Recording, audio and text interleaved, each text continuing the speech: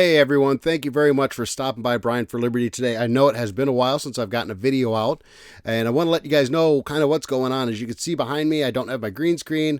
I'm actually in a camper as we are in the process of a move. And we're waiting to get into our new place. We had to get out of our old place. So I'm kind of in between here and I'm camping out. I don't really even have internet. I got to run someplace to be able to upload videos and TikToks and all that stuff. So it's been a bit of a trying couple of weeks. So it's been really hard to get videos put together and get them out. I am still working on the Chapter 4, Thomas Sowell's Basic Economics, which is amazing. Just an amazing book. And one of the first things that really jumped out at me, and it's one of the fundamental flaws of leftist thought in this country, is that people shouldn't have to make economic decisions and prices should not direct resources in certain cases. I don't know, I'm kind of jumping right into it, but it's just one of the things that as I look at what's happening in the country right now, and the riots and the protests and the idea that we should be tearing down capitalism and all these different things, it's because they look at unfair, or what they perceive to be unfair outcomes based on pricing and based on greed as an issue in things like healthcare and higher education. And what they fundamentally fail to realize is that this is being created through government intervention. And it's just fascinating how Thomas Sowell can kind of really break that down and create a scenario where it's really easy to digest and really easy to understand. When I look at healthcare, and when you read Thomas Sowell and he's talking about how prices are a way to control scarce resources and to properly get those things into the marketplace and to send the proper signals, it's interesting to me that when you look at these things and you have these conversations with people regarding like healthcare and the high expense of higher education and even the housing market, we all remember the 2008 housing bust. It's fascinating to me that people can't put together the fact that the massive interventions of the government into the economy are what are causing these price distortions, that the consumer has no control over the pricing, and in many cases, especially with healthcare, has no idea what he's even paying for healthcare. So we've completely broken down the economic system of how to properly allocate resources through pricing, because we've put insurance companies right in the middle.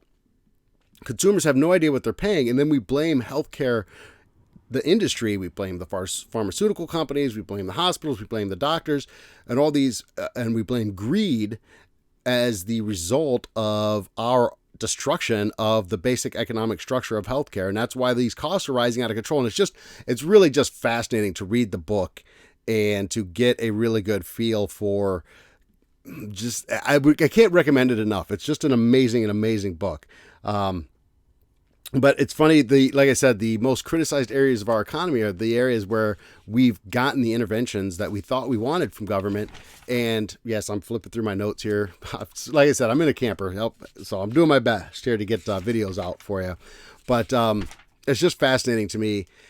The other side of this is that we look too much at what we wanted to do. Right? What was the goal? What were we trying to accomplish when we intervened into this system?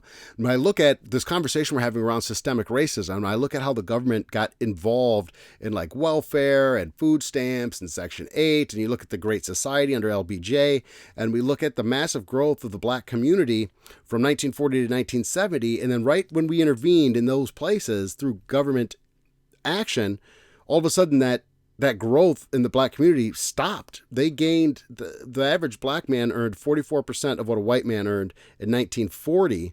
And from 1940 to 1970, that ratio went from 44% all the way up to 67% or 63%. And in the 50 years since, it's only moved 4%. So after Jim Crow, after all these things ended, the systemic racism, redlining, all these horrible things that we used to do, the African-American community, the black community in this country is actually, their progress essentially stopped, which is why I look back and I say, this is economics. We intervened in the black family and we got government involved. Government displaced the black father as the head of the house.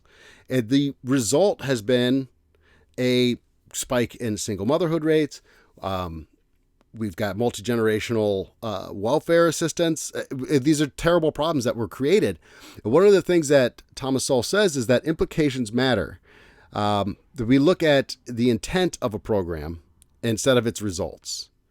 So what does that mean? What we wanted to do was create a scenario where we could help people who are impoverished, give them a hand, and help them elevate them. What we ended up doing was creating a system of dependency. So while the intent of the program may have been good, we can clearly look at the results and say, this is not what we wanted. So this is just an example of how government intervening in the economy is a terrible thing. It always ends up in a scenario where we're not getting what we thought we were going to get. And the problem is we continue to rate these programs based on what the intended result was, as opposed to the reality of what actually happens. And that's where we end up in these situations with healthcare, with education. And what we need to understand is that we have to let pricing happen, and people do have to make economic decisions, even in places where we feel like it's uncomfortable, like healthcare, and allow things to properly be allocated, resources to be properly be allocated. And we're not doing that because we're interfering in the marketplace too much. So, there's a little background noise. That's the motorcycles going by. I'm camping on a highway, essentially. It's insane, people. It's insane. So hopefully things will settle down and I'll be able to get better quality videos out to you. But I wanted to get a video out because I did recently hit 100 subscribers. I want to thank you guys all so much for that. I'm going to keep working hard to grow this channel. As things settle down, you're going to see better quality videos from me. So please keep checking in, hit the subscribe button, turn on the notifications because the videos are going to keep coming. As I'm going through this transition, I'm going to try and get at least one video out every week. And I'm going to continue to work through this basic economics book and touch on that.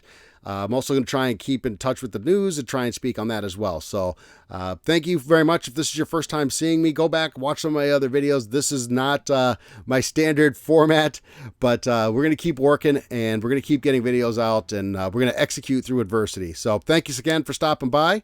And I will, as always, see you next time.